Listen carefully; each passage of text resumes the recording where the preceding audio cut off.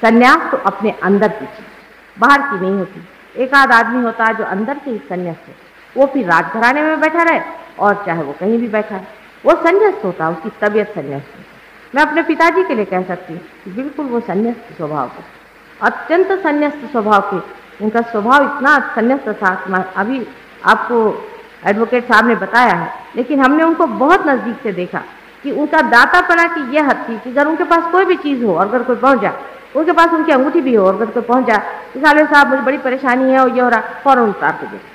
एक दिन किसी ने उनसे कहा कि साले साहब क्या है, आप जिसको देखो उसको दे देते हैं, कोई पात्र अपात्र किससे सोचा करिए, ये तो सोचना चाहिए आपके भी बाल बच्चे हैं। उन्होंने कहा मेरे कौन बाल बच्चे, जिसके है वो संभालेगा।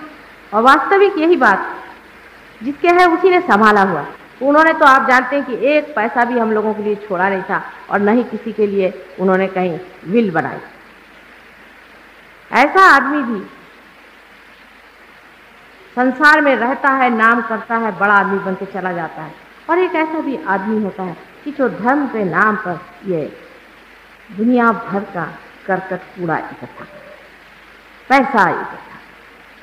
जब पैसा मिलने से इंसान सुखी होता, तो जिन देशों में बहुत सा पैसा है, खाने पीने को बहुत है, यहाँ मैंने सुना आंदोलन हो रहा, अब हम तो यहाँ आए आप लोगों को कल्याण के लिए, रास्ते में इन लोगों ने उतार लिया, कल वहाँ मत जाओ, वहाँ सब लोग पत्थर मारेंगे। मैंने कहा ये भी कोई तरीका हुआ भाई, हमको इनको अनाज कम ज़्यादा थोड़ी दे रहे हैं, लेकिन बुद्धि का भ्रम देखिए कि वो हम ही को पत्थर मारने के लिए निकले।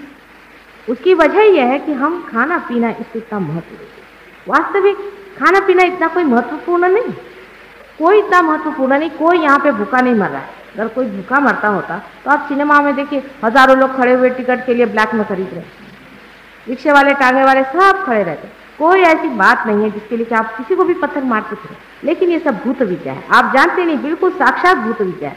ये प्रेत विद्या का ही लक्षण है और कुछ नहीं है। नहीं तो मनुष्य इतना मूर्ख थोड़ी ना है जो इस तरह की बेवकूफियाँ करे। तो इस तरह से जहाँ पर जिन देशों में बहुत एफ्लुएंस है, जहाँ लोग बहुत रईस हैं, जैसे अमेरिका देश, अमेरिका में इतना पैसा है कि एक साधारण घर की नौकरानी जो आती है वो भी कैडलक गाड़ी में बैठते हैं। तो मुझे लगता था कि इनके यहाँ इतना पैसा है, लोग इतने दुखी थे। देखते हैं आज तो कैडलक गाड़ी में आई और कल उसने आत्महत्या कर ली। मैं कभी आत्महत्या क्यों कर, आखिर क्या बात है? इनके पास सारा पैसा होते हुए भी सबसे ज्यादा संसार में आत्महत्या अमेरिका में होती। आश्चर्य की बात है। इसका अर्थ एक तो बात जाहिर है जो हमें समझ भी लेना चाहिए कि पैसा ही संसार में सब कुछ नहीं है। पैसे से भी बढ़ के कोई चीज है जिसको हम खोज रहे हैं, पैसे। मनुष्य क्या खोज रहा है? वो खोज रहा है शांति और आनंद। वो पैसा नहीं खोज रहा है, वो पैसा भी इसीलिए खोज रहा है कि उसको शांति और आनंद मिले। शांति और आनंद मनुष्य को धर्म के सहारे मिलती है, और धर्म बाहर का धर्म नहीं है, अंदर का है, जिससे धारणा होती है। मनुष्य जब जान लेता है कि मैं कौन सी शक्ति हूँ, मैं किस शक्ति के सहारे चल रहा हूँ, उसी दिन वो शांत हो जाता है। जैसे मैं मजाक लोगों से बताती थी कि अगर हम लोग एरोप्लेन से जाए, तो देहाती लोग चढ़े एरोप्लेन में पहली मरतबा, तो उन्होंने कहा कि आप एरोप्लेन में जाते वक्त कुछ कम सामान ले जाइए। तो वो एरोप्लेन में बैठते साथ उन्होंने सामान अपने सर पे रखे। लोगों ने कहा भाई ये क्या करें? कहने हम तो एरोप्लेन का बोझा हल्का करें। वास्तविक हम लोग भी परमात्मा का बोझा हल्का करें, उस डिवाइन पावर का, उस अनंत शक्ति का हम बोझा हल्का करें जिसने हमें बनाया, घड़ाया, बड़ा किया और जो हमारा संगोपन करने के लिए किया। इसी तरह से हम बहुत सीरियसली उसका बोझा उठाए हुए हैं। लेकिन जिस दिन जानेंगे कि जिसने बनाया है, जिसने हमें पाला है, बड़ा किया है, वही हमारा सर्वे सर्वा, उसी दिन बोझा जो है सर से एकदम हल्का हो जाएगा और मनुष्य जानेगा कि ये एक नाटक। जैसे कि यहाँ आप देख रहे हैं बहुत सी बिजलियाँ चल रही, बल्ब जल रहे हैं, इसमें आप देखते हैं कि पंखे भी चल रहे हैं, ये सब किसी शक्ति के द्वारा। लेकिन अगर कोई बल्ब सोचे कि साहब मैं ही अलग से एक जल रहा हूँ और मुझे को जलना है और मैं नहीं जलता रहा तो सब दूर अंधकार हो जाएगा, तो हम उसको कहेंगे तो महामूर्ख है।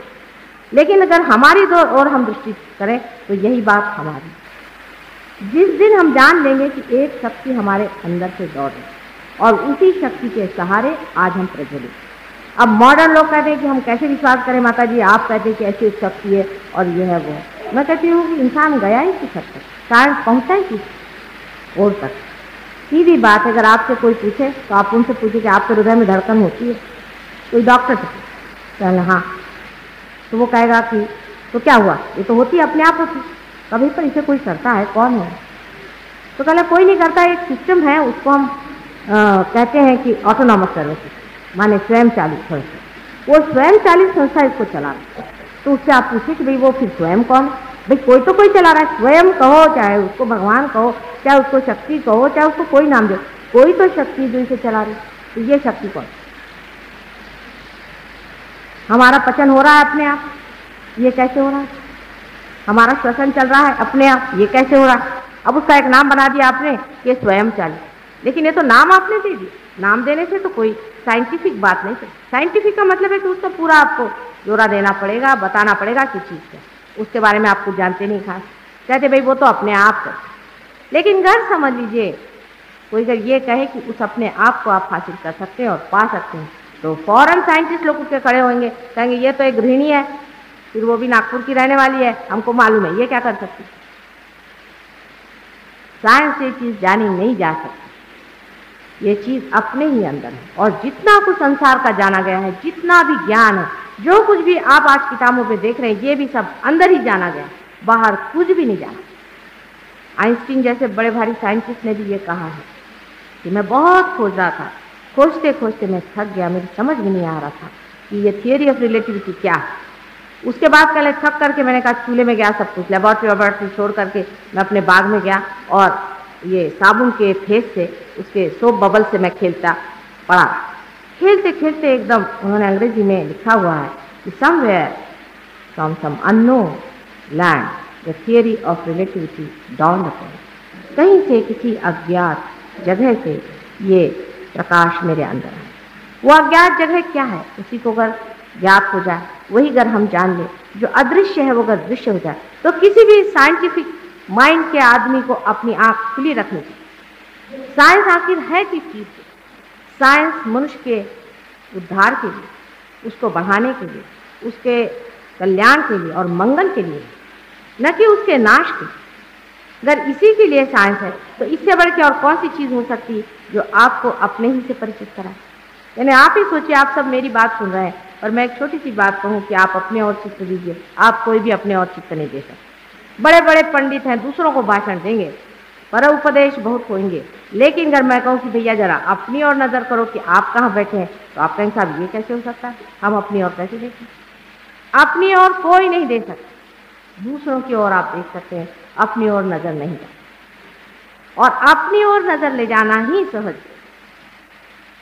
अपनी ओर देखना ही सहज योग है। जैसे ही हम अपने को जान लेते हैं, तो उस सूत्र को जान लेते हैं जिस सूत्र से सारी सृष्टि बनी। जैसे कि एक माला के अंदर में छोटे छोटे मणि होते हैं, ऐसे ही आप सब छोटे छोटे मणि हैं, और आपका चित्त, आपका ध्यान क्योंकि इन मणियों में अलग अलग है, इसलिए आप सोचते हैं कि आप अलग अलग हैं। जिस वक्त आपका चित्त और ध्यान उस सूत्र पे चला जाएगा जो सबके अंदर से दौड़ रहा है, आप दूसरों के सूत्र को भी जानते हैं। यही सहज योग में होता है। सहज, सहज का अर्थ है सह माने विद, जो मीन्स बॉय। आपके साथ ही जो पैदा हुआ योग है, माने उस शक्ति से मिलने का जो साधन है, वो आप ही के साथ पैदा हुआ, आप ही के अंदर वो सहज में पड़ा है। उसके लिए आपको कुछ करना नहीं होगा। इसके लिए कुछ करने की क्या बात है? कोई सी भी जीवंत काम करने के लिए आप क्या कर सकते हैं? समझ लीजिए एक बीज है, उसको आप चाहते हैं कि उसमें से पेड़ निकले, तो आप क्या सर के बल खड़े होते हैं कि संन्यास लेते हैं, कि उसको संन्यास दिलवाते हैं, कि कोई ऐसे मनुष्य के कार्य करते हैं जिससे वो बीज निकलेगा? कुछ भी नहीं कर सकते। मनुष्य कर ही क्या सकता है? सारा मरा हुआ काम कर। अगर पेड़ मर जाए तो उसे उन्होंने एक टेबल बना दिया, उसमें वो कितना बड़ा काम कर। एक भी जीवंत कार्य अगर मनुष्य कर सके तो हम माने कि भाई वो भी कोई कार्य करते, लेकिन हम ये करते हैं, हम वो करते हैं। अब ये मिट्टी थी, उसे उन्होंने हॉल बना दिया, बहुत बड़ी बात कर। तो ये तो सब मरा हुआ कार्य, इसमें जीवंतता क्या हुई? मनुष्य का बनाया हुआ कार्य अपने आप बढ़ नहीं सकता। परमात्मा का जो निसर्ग का कार्य है, नेचर का जो कार्य है, वो अपने आप ही घटित होता है। बीज अपने ही आप फलित होता है, उसको कुछ करने से कभी भी कुछ नहीं होने वाला। इसीलिए हम कुछ कर ही नहीं सकते, ये अपने ही आप अंदर होता है।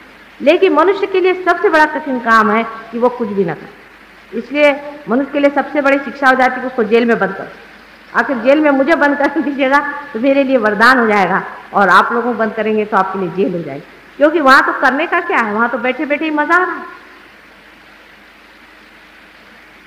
हम लोग अपने ही से भागे चले जा रहे हैं। हम तो अपने साथ 1 मिनट नहीं बैठ पाते। 10 मिनट भी अपने साथ बैठना हो तो भाई मैं तो बोर हो गया, चलो सिनेमा जाए, भाई बोर हो गया, चलो उससे जाके मिले।